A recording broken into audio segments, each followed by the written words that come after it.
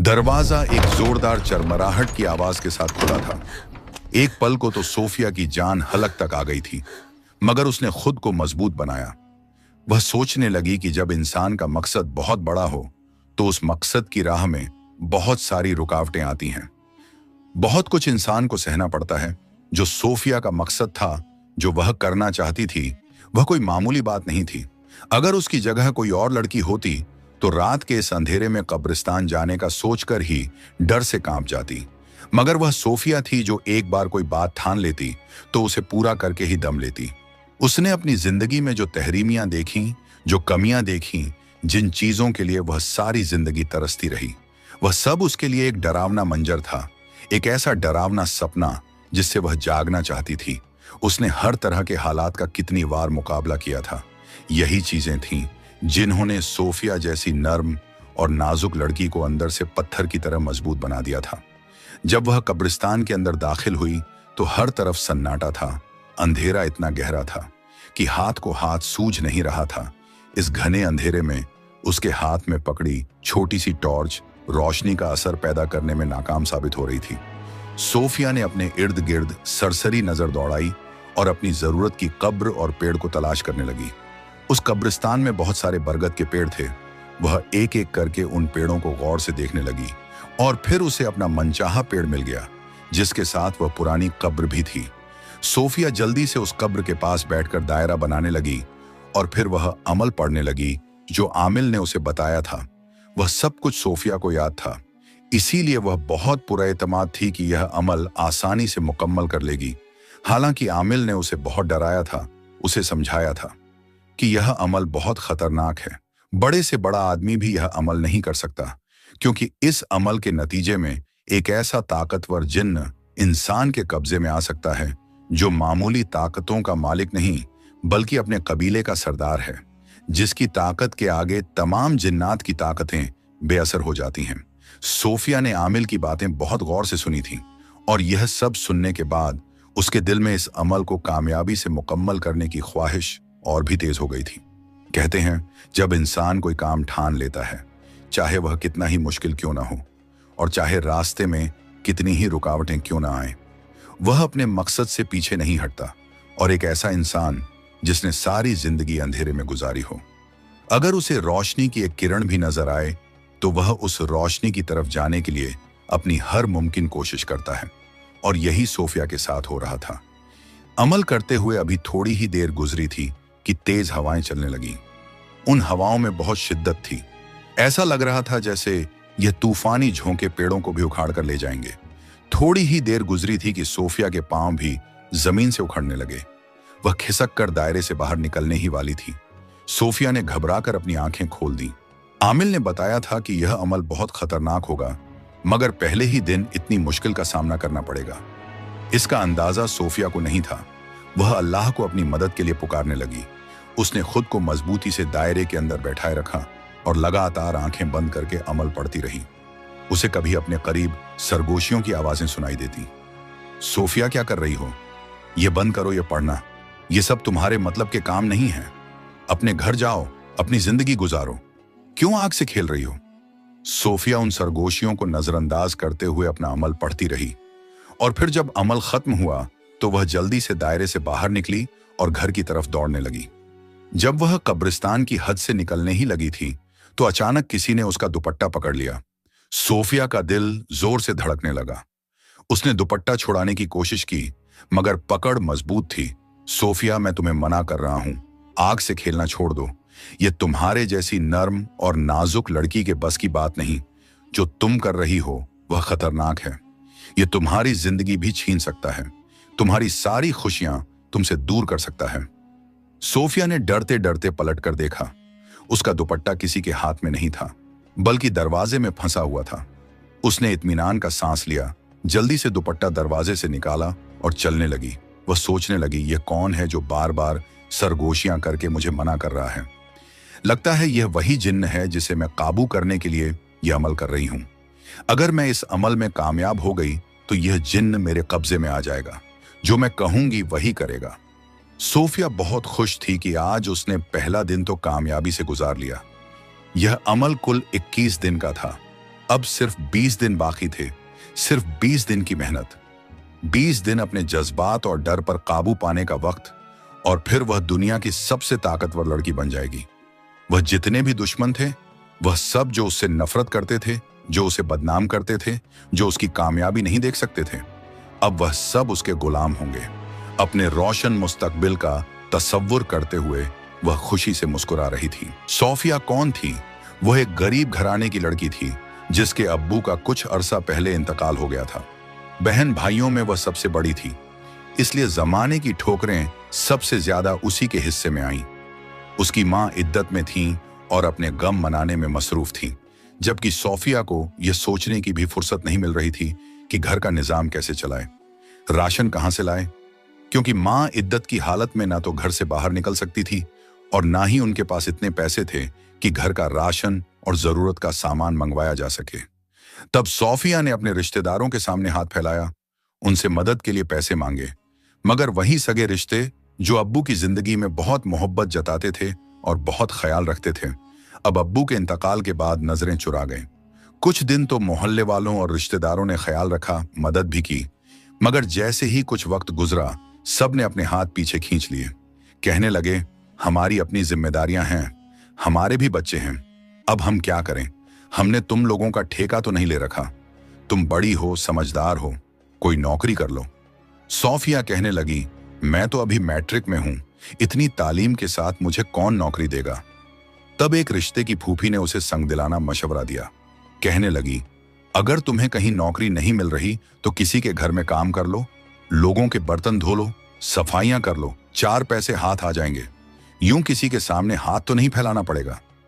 उनकी बात पर सोफिया का दिल धक से रह गया, मगर जब छोटे बहन भाइयों को भूख से बिलखते देखा तो उसने फैसला कर ही लिया।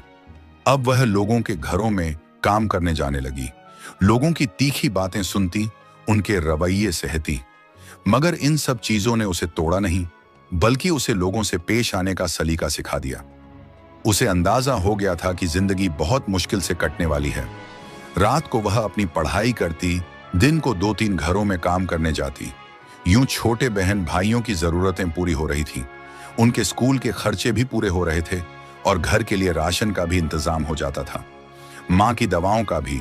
माँ अपनी बेटी को देखती और रोती रहती, सोचती कि मेरी बेटी को छोटी सी उम्र में इतना बड़ा रोग लग गया, ना जाने कब तक हमें यही सहना पड़ेगा। अल्लाह जाने हमारे हालात कब बदलेंगे। अब तो कोई आसरा भी नजर नहीं आता। बेटे छोटे हैं, जब तक वो बड़े होंगे और कमाने के काबिल होंगे, तब तक हम जिंदगी कैसे गुजारेंगे? सोफिया ने अपनी पढ़ाई को भी बीच में नहीं छोड़ा था। दिल लगाकर पेपर्स की तैयारी करती थी। उसे यकीन था कि वह नुमायां नंबरों से मैट्रिक पास कर लेगी। वह अपनी तालीम को अधूरा नहीं छोड़ना चाहती थी। जब माँ की इद्दत मुकम्मल हुई तो माँ ने सोफिया से काम छोड़ने की बात की, मगर सोफिया कहने लगी, माँ मेरा दिल नहीं मानता कि इस उम्र में आपको काम पर भेजूं। मैं आपको काम पर नहीं भेजूंगी, बल्कि खुद काम करूंगी, खुद कमा कर लाऊंगी, आपको किसी के घर नहीं जाने दूंगी। यूं सोफिया अपनी तालीम के साथ साथ अपना काम भी जारी रखे हुए थी। अब वह सुबह से दोपहर तक कॉलेज में होती और वापसी के बाद शाम तक 2-3 घरों में काम करने जाती। सोफिया के कॉलेज में एक लड़की थी जो उससे बहुत खार खाती थी। सोफिया खूबसूरत होने के साथ साथ जहीन भी थी। क्लास में नुमायां नंबर लेकर पास होती, जिससे वह लड़की जलती थी। एक दिन जब सोफिया एक घर में काम कर रही थी, तब वही लड़की उस घर में आई। वह घर उस लड़की के रिश्तेदारों का था। जब उसने सोफिया को नौकरानी की हैसियत में देखा तो खूब मजाक उड़ाया और कॉलेज में जाकर भी उसके बारे में बातें बनाई। आहिस्ता आहिस्ता लड़कियां उसे नौकरानी कहने लगीं। यह सब देखकर सोफिया का दिल बहुत दुखा। उसकी सहेली नजमा कहती, सोफिया लोगों की बातों का बुरा नहीं मानते। देखो, आज तुम्हारे हालात जैसे भी हैं, कल बदलेंगे, अच्छे दिन भी आएंगे। तुम मेहनत कर रही हो, मेहनत करने में कोई गुनाह नहीं है।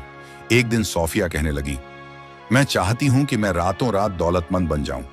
जब मैं बड़े घरों में रहने वाली बेगमात को देखती हूं तो दिल चाहता है कि मैं भी उनकी तरह अच्छे कपड़े पहनूं, अच्छा खाना खाऊं, मेरे पास भी ताकत हो, दौलत हो, शोहरत हो। नजमा कहने लगी, मैंने सुना है कि यह सब इंसान को छुटकी बजाते मिल सकता है। उसकी बात पर सोफिया चौंकी। पूछा कैसे? नजमा कहने लगी, अगर इंसान किसी जिन्न को अपने कब्जे में ले ले तो वह जिन्न ना सिर्फ इंसान की सारी ख्वाहिशात पूरी कर सकता है बल्कि ताकत भी दे सकता है। इंसान जो चाहे कर सकता है। तुमने देखा नहीं, जगह जगह आमिल और जादूगर बैठे होते हैं। जो लोग दूसरों से इतने पैसे लूटते हैं उनके काम बड़े बड़े फैसलों से भरे होते हैं। मेरे भी रिश्ते के एक चाचा हैं जो आमिल हैं।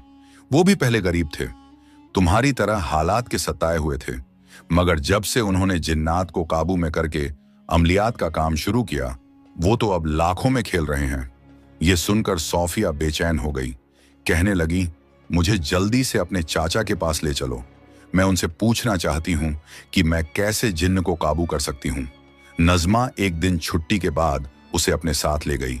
चाचा ने सोफिया को देखा तो चौंक गए। कहने लगे, कौन है ये लड़की और मुझसे क्यों मिलना चाहती है? नज़मा ने सारी बात बताई। चाचा ने गौर से सोफिया को देखा, जैसे उसके चेहरे से पढ़ना चाहते हों कि वो अपनी बात में कितनी संजीदा है। सोफिया कहने लगी, आप मुझे बताइए मुझे क्या करना होगा। मैं जिंदगी से बहुत तंग आ चुकी हूं। अपनी जिंदगी बदलने के लिए मुझे जो भी करना पड़े मैं कर गुजरूंगी। तब नज़मा के चाचा परसुकून हो गए। उन्हें अंदाजा हो गया कि यही है वो लड़की जो उनका काम कर सकती है। उनके लबों पर एक रहस्यमयी मुस्कान तैर गई। कहने लगे, जी ठीक है, एक अमल है मेरे पास। अगर वो अमल तुम कर लो तो एक बहुत ताकतवर जिन्न तुम्हारे कब्जे में आ सकता है, मगर ये अमल तुम्हें आधी रात को कब्रिस्तान में बैठकर करना होगा। सोफिया कहने लगी, मुझे इस बात से कोई दिक्कत नहीं है। कब्रिस्तान मेरे घर के बिल्कुल पास है। मेरे घर वाले जल्दी सो जाते हैं। मैं आसानी से ये अमल कर लूंगी। आमिल सोचने लगा, ये लड़की तो आसानी से मेरी बातों में आ गई है। ये जज्बाती और बेवकूफ भी है। इसे मैं आसानी से अपने जाल में फंसा लूंगा। आमिल ने वो अमल सोफिया के सामने रखा, उसे सारा तरीका समझाया। सोफिया ने गौर से उसकी हर बात सुनी और फिर वो अमल करने के लिए तैयार हो गई। आज जब वो अमल करने के लिए आई तो आज भी जैसे फिजा में उसे सरगोशियों की आवाजें सुनाई दे रही थीं। एक सरगोशी उसे अपने कान के बेहद करीब सुनाई दी। तुम फिर यहां आ गई हो? मैंने कल भी मना किया था, कसम दिलाई थी कि ये काम मत करो। ये तुम्हारे जैसी लड़की के करने के काम नहीं है। सोफिया कहने लगी, तुम जो कोई भी हो मेरे सामने आकर बात करो। मैं जानती हूं कि तुम वही जिन्न हो जिसे कब्जे में करने के लिए मैं ये अमल कर रही हूं। तुम मुझसे डर गए हो, इसलिए चाहते हो कि मैं ये अमल बीच में छोड़कर यहां से चली जाऊं। मगर मैं पागल नहीं हूं। ये अमल मैं बीच में कभी नहीं छोड़ूंगी, क्योंकि मैं जानती हूं कि तुम मेरा कुछ नहीं बिगाड़ सकते। अगर ये अमल छोड़ दिया तो तब तुम मुझे नुकसान पहुंचाओगे। सोफिया का यह कहना ही था कि उसे जवाब में एक जोरदार हंसी की आवाज सुनाई दी। सोफिया ने नजरअंदाज करके अपनी उसी जरूरी जगह पर जाकर बैठ गई और फिर से अमल पढ़ने लगी। उसे अमल पढ़ते हुए थोड़ी देर ही गुजरी थी जब ऐसा महसूस हुआ जैसे उसके आसपास कोई तेजी से घूम रहा हो, कोई जोर जोर से दायरे के इर्द गिर्द चक्कर लगा रहा हो। सोफिया ने हल्की सी आंख खोली तो उसका दिल धक से रह गया। वो जो कोई भी था बहुत ही डरावना था। उसका चेहरा ऐसा था कि देखकर सोफिया के रोंगटे खड़े हो गए। उसके चेहरे पर नाक कहीं नजर नहीं आ रही थी। उसकी आंखें डरावनी थीं। आंखें क्या आग के गड्ढे थीं जिनसे आग निकल रही थी, और उसकी लंबी जीभ बाहर निकली हुई थी जिससे खून टपक रहा था। उसने अपने हाथ में किसी का कलेजा उठाया हुआ था। उसे चबाते हुए वो गोल गोल दायरे के इर्द गिर्द घूम रहा था और साथ छोड़ झोड़ से हंस रहा था। तुम्हारा भी यही हाल करने वाला हूं। मैं तुम्हारा भी कलेजा निकालकर चबा चबा कर खा जाऊंगा। उसकी बात सुनकर और वो मंजर देखकर सोफिया का दिल जैसे कांप गया। वो बहुत ज्यादा घबरा गई थी। जल्दी से उसने अपनी आंखें बंद की और फिर से अमल पढ़ना शुरू कर दिया। थोड़ी ही देर गुजरी थी जब दायरे के आसपास उसे बारिश की आवाज सुनाई देने लगी। आंख खोलकर देखा तो एक बार फिर दिल धक से रह गया। वो बारिश आम पानी की नहीं थी, बल्कि खून की बारिश थी, जिसमें गोश्त के लोथड़े जमीन पर गिरे हुए थे। सोफिया को कंपकंपी सी आने लगी। उसने अपने दिल में ठान लिया कि अब कुछ भी हो जाए, अपनी आंखें नहीं खोलेगी, इस दायरे के बाहर का मंजर नहीं देखेगी। वो चीज मुझे इस अमल से रोकने के लिए, मेरे मकसद से बाज रखने के लिए आई है। मुझे डराने की कोशिश कर रही है ताकि मैं यहां से भाग जाऊं, मगर मैं ऐसा नहीं करूंगी। मैं अपने मकसद में कामयाब होकर ही वापस लौटूंगी। उसने अपना वक्त पूरा किया। अमल पढ़ने के बाद ही अपनी आंखें खोली और दायरे से निकलकर अपने घर आई। जब अपने कमरे में आकर सोने के लिए लेटी तो उसने अपनी मां की आवाज सुनी। तुम आधी रात को कहाँ गई थी? सोफिया, मुझे तुमसे ये उम्मीद नहीं थी कि तुम ऐसा भी कर सकती हो। कौन था वो जिसके लिए तुमने मेरी इज्जत को मिट्टी में मिला दिया, मेरे एतबार और मेरी परवरिश की धज्जियां उड़ा दी? सोफिया का दिल धक से रह गया।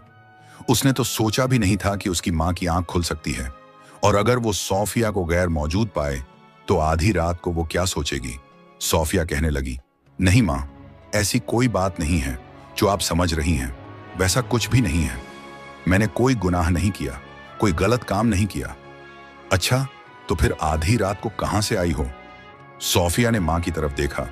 उनकी आंखें लाल अंगारा हो रही थीं।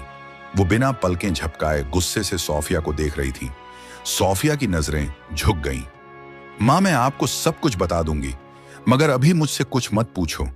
मैं अभी आपको आपकी किसी बात का जवाब नहीं दे सकूंगी।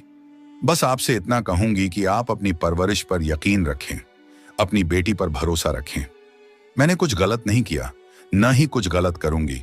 तभी सोफिया की नजर अपनी मां के पैरों पर पड़ी। उनके पैर उल्टे थे।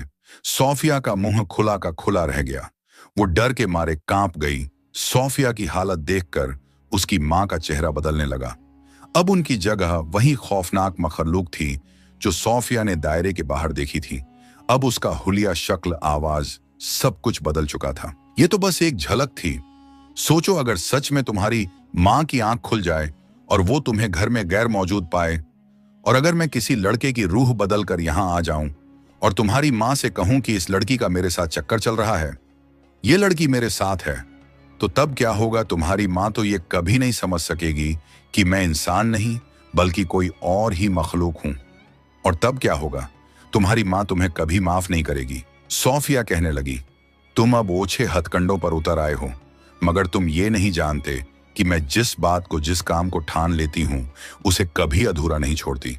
तुम मुझे कितना भी डराने की कोशिश कर लो, डरा धमका लो, मैं जानती हूं कि तुम मेरा कुछ भी नहीं बिगाड़ सकते। मेरे रास्ते में जितनी भी रुकावटें आएंगी, मैं उन सबको तोड़ डालूंगी। हाँ हाँ हाँ लड़की, अभी तो मैंने तुम्हें डराया ही नहीं, अभी तुमने डर को देखा ही नहीं है। मैं तुम्हें एक झलक दिखाता हूं। यह कहकर उस खौफनाक मखलूक ने जमीन से एक जोरदार छलांग लगाई। अब वो दीवारों और छत पर उल्टा लटकने लगा था। उसके मुंह से डरावने कह कहे निकल रहे थे और अजीब आवाज में न जाने क्या क्या बोल रहा था। उसकी आवाज इतनी खौफनाक थी कि सोफिया का दिल जैसे धड़कना ही भूल गया था। यह मंजर भी बहुत डरावना था।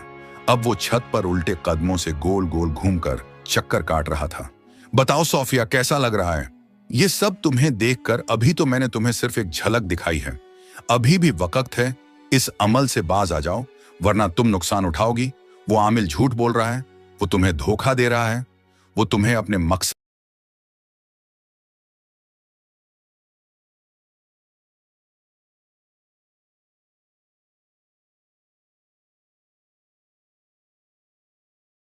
बोली तो अब उसके अलावा कमरे में कोई भी नहीं था।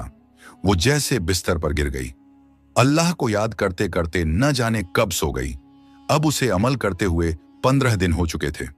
रोज उसके साथ कोई ना कोई खौफनाक वाकया जरूर पेश आता, जिसे देखकर उसका दिल कांप उठता।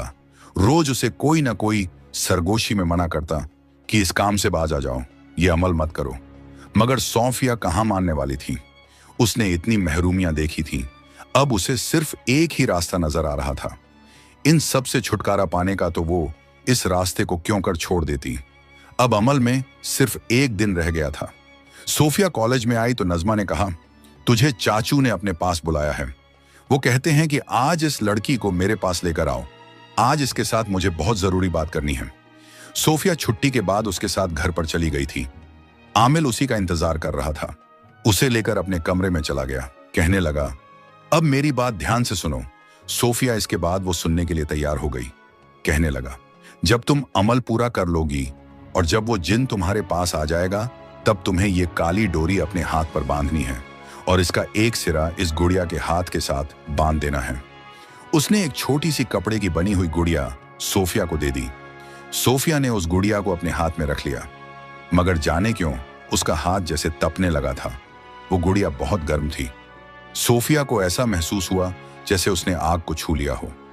आमिल ने एक सियाह कपड़ा सोफिया को दिया। कहने लगा, इस गुड़िया को इस कपड़े में लपेट लो।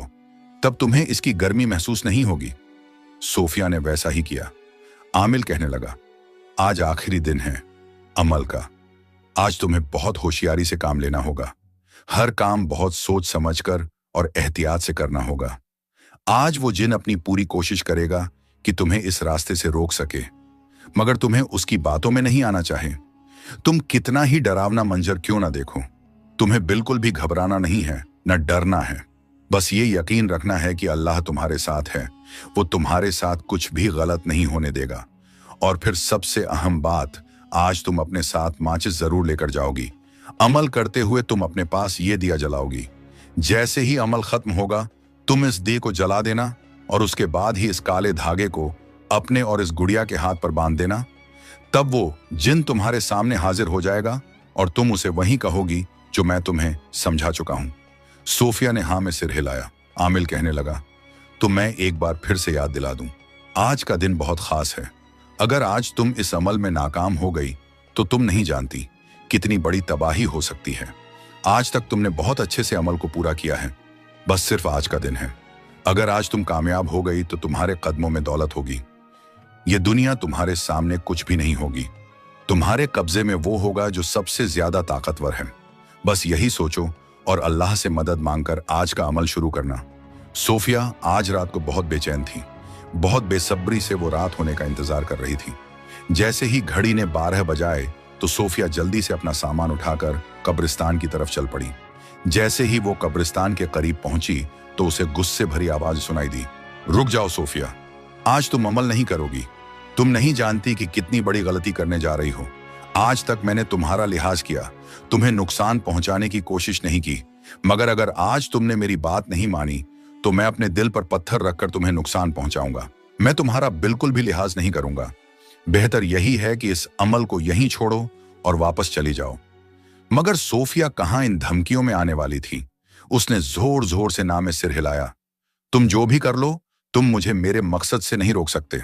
अब सोफिया को गूंजती हुई डरावनी आवाजें सुनाई देने लगी, जैसे उसके पीछे कोई भेड़िया दौड़ रहा हो।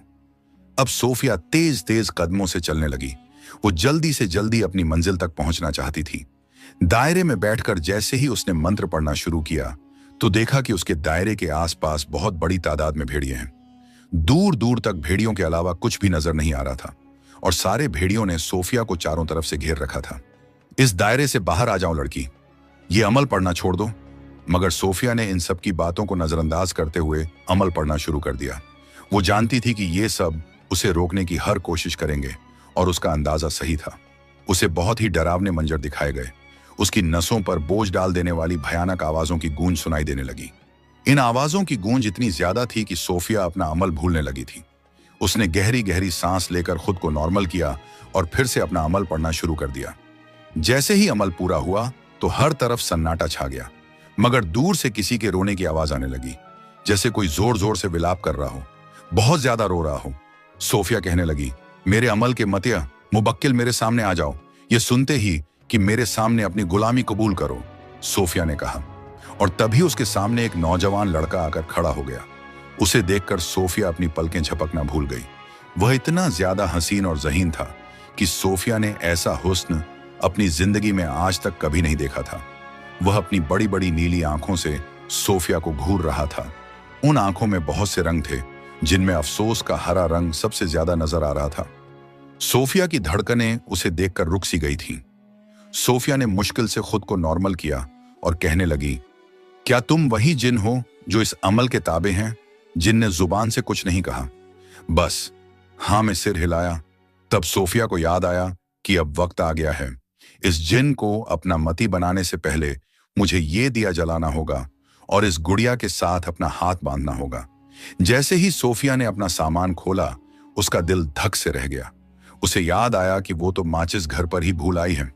सोफिया जब रात को खाना बना रही थी तो माचिस खत्म हो गई थी। उस वक्त उसने अपने सामान से माचिस निकाली और सोचा कि बाद में वो इस माचिस को वापस रख देगी, मगर वो माचिस रखना भूल गई थी। अब वो बुरी तरह से घबरा गई थी। वो जिन सोफिया की हर एक हरकत को गौर से देख रहा था। सोफिया को अंदाजा हो गया कि ये छोटी सी गलती उसकी मौत का सबब बन सकती है। अब ये जिन उसे जिंदा नहीं छोड़ेगा। अब वो उसका गुलाम बनने के बजाय उसका दुश्मन बन जाएगा। क्योंकि उसे अपने काबू में रखने के लिए जो अमल करना था उसके लिए माचिस बहुत जरूरी थी। माचिस के बिना वो ये दिया कैसे जलाएगी? जिनको भी जैसे सब समझ आ गया। अब वो जोर जोर से कहकहे लगाने लगा। उसके तेज और डरावने ठहाकों को सुनकर सोफिया और ज्यादा घबरा गई। उसे लगने लगा कि अब उसकी जिंदगी खत्म होने वाली है। वो इस बात को बर्दाश्त नहीं कर सकी। उसका सिर चकराने लगा और वो दायरे में गिरकर बेहोश हो गई। आंखें बंद होने से पहले उसने देखा कि वो जिन उसी की तरफ आ रहा था। सोफिया का दिल जैसे धड़कना भूल गया। वो डर के मारे आंखें बंद कर गई। जब सोफिया की आंख खुली तो वो अपने कमरे में थी। कुछ देर तक तो उसे समझने में लगा कि वो कहाँ है और उसके साथ क्या हुआ है। जब उसने खुद को कमरे में देखा तो हैरान रह गई। वो खुद को हाथ लगा लगा कर देखने लगी। मैं जिंदा कैसे बच गई? मैंने तो अमल में गलती कर दी थी। उस जिन को तो मुझे मार देना चाहिए था, लेकिन मैं जिंदा कैसे हूं? थोड़ी देर गुजरी थी जब फज्र की अजान उसके कानों से टकराई। वो जल्दी से उठी, वुजू किया और अल्लाह के हुजूर सजदे में गिर गई। अपनी जिंदगी बचाने पर खुदा का शुक्र अदा करने लगी। सोचने लगी कि मैं घर में कैसे आई। मैं तो जाहिर है बेहोश हो गई थी। यकीनन ये भी अल्लाह का ही मोजिज़ा था। यह अल्लाह का करिश्मा था। अगर उस वक्त कब्रिस्तान में कोई गोरखंड या कोई और चला जाता तो न जाने वो सोफिया के बारे में क्या सोचता। अल्लाह ने सोफिया की पर्दापोशी फरमाई। न सिर्फ उसकी इज्जत बचा ली बल्कि उसकी जान भी बचा ली थी। जब वो कॉलेज गई तो पता चला कि नज़मा आज कॉलेज नहीं आई। मोहल्ले की एक लड़की ने बताया कि नज़मा के चाचू का इंतकाल हो गया है। सोफिया का दिल धक से रह गया। पूछने लगी, क्या हुआ उनके चाचू को? वो कहने लगी, आधी रात का वक्त था जब उनकी चीखों की आवाज सुनकर पूरा मोहल्ला जाग उठा। लोग उनके घर के बाहर जमा हो गए। तब पता चला कि वो कोई अमल कर रहे थे जो उल्टा हो गया। वो कई सालों से उल्टे सीधे अमलात करके लोगों को गुमराह कर रहे थे, अपना पैसा बना रहे थे। मगर कल उनका अमल उल्टा हो गया, जिसकी वजह से उनकी मौत वाक़ई हो गई। बहुत से लोग इस पर खुदा का शुक्र अदा कर रहे थे, क्योंकि वो एक जालिम इंसान था जिसने अपने जादू और अमलात के जरिए बहुत से लोगों की जिंदगी अजियतनाक बना रखी थी। सबका कहना था कि एक जालिम शख्स दुनिया से चला गया और खुदा ने इंसानियत पर रहम फरमाया। ये सब सुनकर सोफिया के होश उड़ गए। वो डर गई कि कहीं नज़मा ने जो अमल उसे बताया वो भी कोई ऐसा ही गैर शरई अमल ना हो जो उसके लिए नुकसानदेह साबित हो सकता था। सोफिया घर आई तो उसका जहन इन्हीं बातों में उलझा हुआ था। बहुत परेशान थी कि अब उसके साथ क्या होने वाला है। वो जिन जिसने हाथ न मिलाया, क्या वो सोफिया को भी नुकसान पहुंचाएगा? क्या उसकी जिंदगी भी खत्म होने वाली है? वो अपनी माँ और छोटे बहन भाइयों को देखकर रोती रहती, सोचती कि मैंने इनके लिए क्या कुछ नहीं सोचा था, कैसे कैसे ख्वाब नहीं देखे थे। आज अगर मैं इस दुनिया से चली जाऊंगी तो इन सबको अकेला छोड़ दूंगी। तब कौन इनका सहारा बनेगा? कौन इस घर में कमा कर लाएगा? ऐसे कितने ही सवाल थे जो सोफिया को हर वक्त तंग कर रहे थे और वो बहुत परेशान और गमगीन रहने लगी। कई दिन बीत गए। फिर एक दिन नज़मा कॉलेज आई। सोफिया को देखकर कहने लगी, सुनाओ, तुम भी तो चाचू के कहने पर अमल कर रही थी। तुम्हारे साथ तो कुछ गलत नहीं हुआ? सोफिया उसकी बात पर खामोश हो गई, कहने लगी, नहीं, मैंने वो अमल वैसे ही किया था जैसे तुम्हारे चाचू ने बताया था, मगर ना तो मेरे सामने वो जिन आया और ना मैं उसे अपना गुलाम बना सकी। नज़मा कहने लगी, शायद ये सब इसलिए हुआ कि चाचू अब इस दुनिया में नहीं रहे। उनके ताबे मुवक्किल भी आजाद हो गए हैं।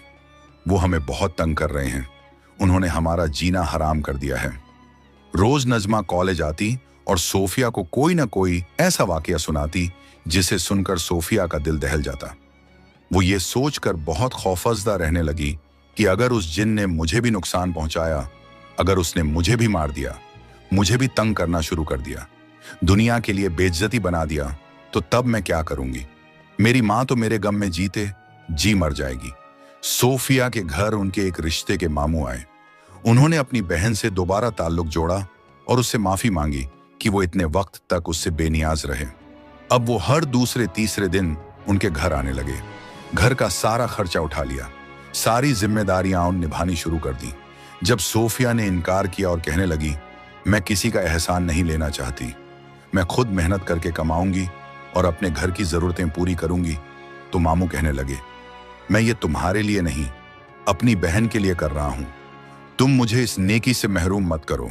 मैं मानता हूं कि मैंने बहुत गलत किया, इतना अरसा तुम लोगों से बेखबर रहा, मगर अब मुझे अपनी गलती का एहसास हो गया है। आज के बाद ऐसा कभी नहीं होगा। नरेशन, अब सोफिया को काम के लिए किसी के घर नहीं जाना पड़ता था। उसकी जरूरतें घर बैठे पूरी हो रही थीं। एक दिन वो आईने के सामने खड़ी होकर अपने बालों में कंघी कर रही थी कि अचानक उसे अपने कानों के करीब वही सरगोशी सुनाई दी। सोफिया बुरी तरह घबरा गई। वो समझ रही थी कि जो भी था वो अब हमेशा के लिए अपनी दुनिया में वापस चला गया है। शायद वो अब कभी सोफिया की जिंदगी में नहीं आएगा, मगर वो एक बार फिर वापस आ गया था। और अगर उसने सोफिया को नुकसान पहुंचाया, उसे जान से मार दिया, तो क्या होगा? अब सोफिया को हर वक्त अपने आसपास एक अनजानी सी खुशबू का एहसास होने लगा था। एक मानूस सा लम्स हर वक्त उसके आसपास मौजूद महसूस होता। उसे यूं लगता जैसे कोई अभी उसके बालों को छूकर गुजरा हो, जैसे अभी किसी ने नरमी से उसके हाथ को थामा हो। वह बेख्तियार अपने हाथ को पकड़कर देखने लगी। एक दिन सोफिया की मां उससे कहने लगी, मेरे पास कुछ पैसे जमा हैं, तुम ऐसा करो, प्राइज बॉन्ड खरीद कर ले आओ। मेरा यकीन है कि अल्लाह हमारे हालात बदलेगा। मां के कहने पर सोफिया प्राइज बॉन्ड ले आई थी। उसकी खुशी की कोई इंतहा नहीं रही। जब कुछ महीने बाद उनका 10 लाख का इनाम निकला, ये उनके लिए बहुत बड़ी रकम थी। उनकी खुशी का कोई ठिकाना नहीं था। मां की सलाह पर सोफिया ने घर में एक छोटी सी बुटीक खोली, जिसे उसकी मां ही संभालती थी। साथ में उसने एक लड़की रख ली थी जो सारे कामों में उसकी मदद करती थी। देखते ही देखते उनका काम चल निकला। उनकी बुटीक में सामान का इजाफा होने लगा। सोफिया की मां खुद भी कपड़े सिल लेती थी। जब वह अपने हाथों से कपड़े डिजाइन करके बुटीक में रखती, तो हर कोई उनके बनाए कपड़ों को देखकर वाह वाह करता। उनके डिजाइन किए कपड़े हाथों हाथ बिकने लगे। यूं घर में खुशहाली आने लगी। जिंदगी में सुकून आ गया, पैसा भी आ गया, अल्लाह ने इज्जत भी दे दी और समाज में एक मुकाम भी मिल गया। सोफिया अब ग्रेजुएशन कर चुकी थी और यूनिवर्सिटी जाती थी, मगर इसके बावजूद एक अजीब सी बेचैनी उसके वजूद में फैली हुई थी। वह ये सोच सोच कर घुलती रहती कि वह जिन दोबारा कब उसकी जिंदगी में आएगा और कब उसे नुकसान पहुंचाएगा। जिस तरह उसने उस आमिल को मार दिया, उसके घर वालों को तंग करता रहा। कहीं ऐसा ना हो कि कल वह सोफिया से भी इंतकाम लेने आ जाए। अगर यह सब सोफिया के साथ शुरू हुआ तो वह क्या करेगी? वह कैसे उससे पनाह मांगेगी? एक दिन वह इन्हीं सोचों में गुम परेशान थी। जब वह नमाज पढ़ने बैठी तो अल्लाह का शुक्र अदा करते हुए रो पड़ी।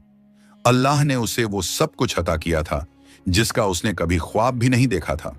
वह अल्लाह से बुराइयों से बचाने की दुआ मांगने लगी। कहने लगी, ऐ अल्लाह, मुझे उस तमाम शरारती मखलूक से महफूज फरमा जो मेरे पीछे पड़ी हुई है, जो मुझे नुकसान पहुंचाना चाहती है। तभी उसके कानों से वही मानूस आवाज सुनाई दी, मैंने तो तुम्हें कब का माफ कर दिया।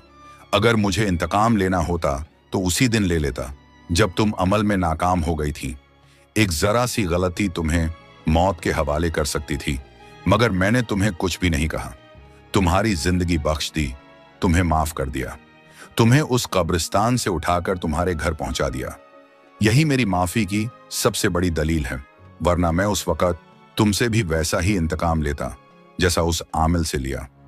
सोफिया ने बेख्तियार सर उठाकर आवाज की तरफ देखा तो पलकें झपकना भूल गईं। उसके सामने वही आदमी था जिसे उसने अमल के आखिरी दिन देखा था।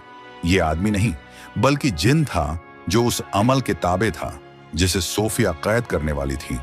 उसका वजूद डर से थर थर कांपने लगा। तुम मुझे मारने के लिए आए हो, उसके मुंह से डरी डरी आवाज निकली। वह जिन हंस पड़ा, कहने लगा, मैं तुम्हें देखते ही तुम पर आशिक हो गया था। तुम्हारी मासूमियत और तुम्हारी नरमी ने मुझे तुम्हारी तरफ मुतवज्जा किया। मैं जान गया था कि तुम मजलूम हो, हालात की सताई हुई हो, हालात से भागना चाहती हो, तो जो भी रास्ता मिला तुम उस पर चल पड़ी। बावजूद इसके कि तुम मुझे अमल के जरिए कैद करना चाहती थीं, उस आमिल ने तुमसे झूठ बोला था। हकीकत यह है कि मैं इस अमल से तुम्हारे कब्जे में नहीं आता। उसने तुम्हें सिर्फ एक मोहरे के तौर पर इस्तेमाल किया था। वह खुद मुझे अपने कब्जे में करना चाहता था और मुझसे गलत काम करवाना चाहता था, मगर यह काम वह खुद नहीं कर सकता था। ठीक है, इसमें जान जाने का खतरा था, तभी उसने मुझे अपने मकसद के लिए चुना। मैं तुम्हें इसीलिए बार बार रोकता रहा, मना करता रहा कि तुम्हारे हाथ कुछ भी नहीं आएगा, मगर तुमने मेरी बात नहीं मानी। वो तो खुदा का शुक्र अदा करो कि अमल के आखिरी दिन तुमसे गलती हो गई। तब मैं तुम्हारी वजह से उस आमिल की कैद में आने से बच गया। मैं बहुत गुस्से में था, फट पड़ा, सीधे उस आमिल के पास गया। वह मुझे देखकर डर गया। उसे यकीन नहीं था कि उसका अमल उल्टा भी पड़ सकता है, उसके साथ यह सब भी हो सकता है। मैंने उसे सुनने की मोहलत दी, बिना ही जान से मार दिया।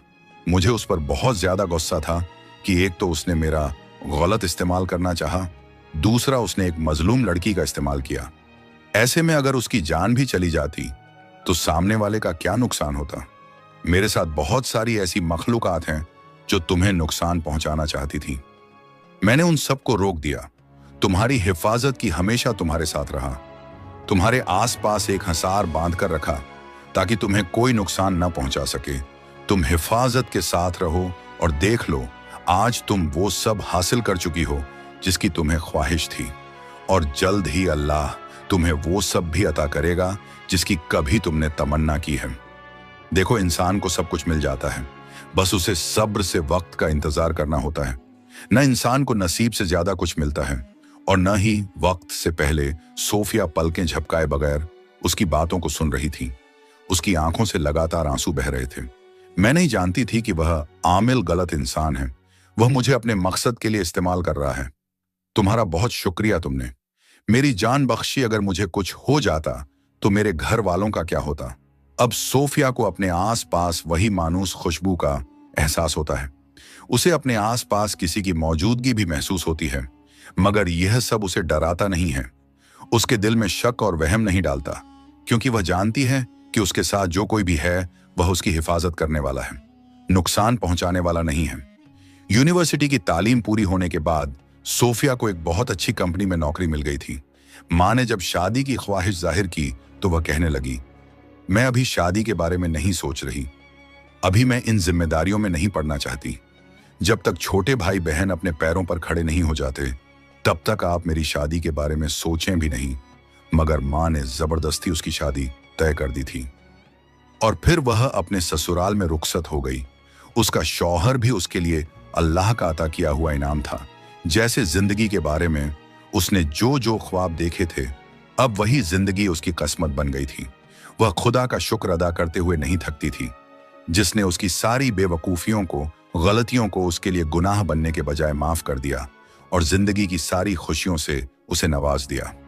आज भी वह मानूस खुशबू उसके आसपास रहती है जो उसे अपनापन महसूस कराती है।